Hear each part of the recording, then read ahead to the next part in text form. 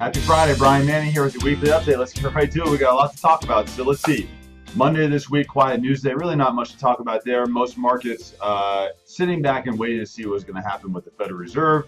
Tuesday this week, we got housing starts. So this is for new construction. So new construction makes up around 10% of all transactions in the marketplace. Housing starts for the month of August were down 0.8%. But housing starts for the month of July were revised significantly higher. So when you look at a significant revision on the upward side in July, it makes August harder to hit. So we see a little bit of a downtrend for August. Also for the month of August, new permits were up 6%. So still looks like a lot of strength in the housing market. Then let's get to the Federal Reserve, probably the biggest topic of this week. So Federal Reserve finally announced the initiation and reduction of their balance sheet. We've talked about this. We've been talking about this for probably almost a year now.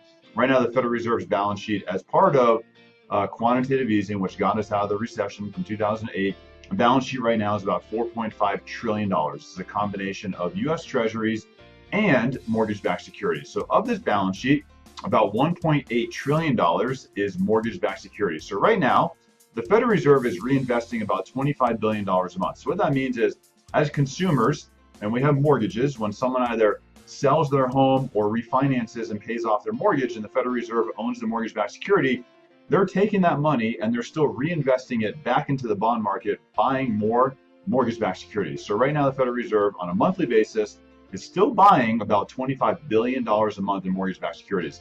The Federal Reserve was never intended to have a balance sheet like this, so now they have to figure out how to unwind it. So what they're doing is starting in October, and this is kind of the date we've been waiting for, finally initiation October, they're going to reduce their buying by $4 billion. So instead of buying $25 billion a month of mortgage-backed securities, they're going to buy $21 billion a month.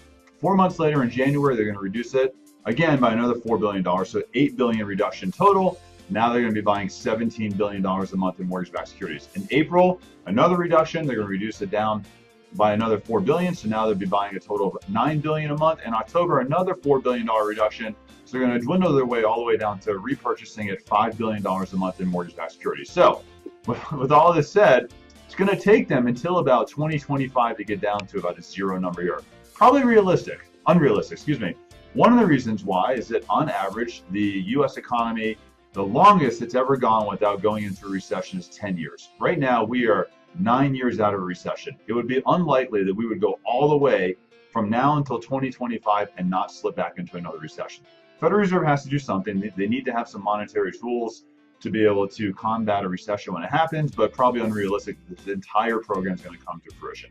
But we'll have to wait and see. Also, what happens is when there's a lesser amount of money going into the bond markets, U.S. Treasuries and mortgage-backed securities, at that point in time, it's going to put pressure on mortgage rates, and mortgage rates are going to go up. So over time, we're in a rising rate environment. It's just what's going to happen. Also, from the Federal Reserve meeting, we got what's called the Fed Dots Report. This is an indication of what voting members think is going to happen with interest rates in regards to raising, lowering, or doing nothing. So majority of Fed members think there's going to be a rate hike here in December. So got to keep our eyes on that. And the majority of Fed voting members think there's going to be 3 rate hikes next year. So between Federal Reserve rate hikes and a reduction in the bond buying program, just mortgage rates are going to go up. But then you have rhetoric like today, moves markets a little bit between Trump and North Korea. No one likes to see this whole barrage of insults going back and forth. It makes people nervous.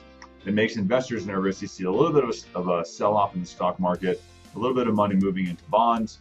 Overall, not much of an impact to make a difference, but certainly making people nervous around the world because no one wants to see what the end results could be here if they could be bad. Anyway, happy Friday. I'm available all day, all weekend. If you have any questions, let me know. I'd love to be part of your business. If you have anyone you need pre-approved, please give me a call. You can reach me anytime. Have a great day.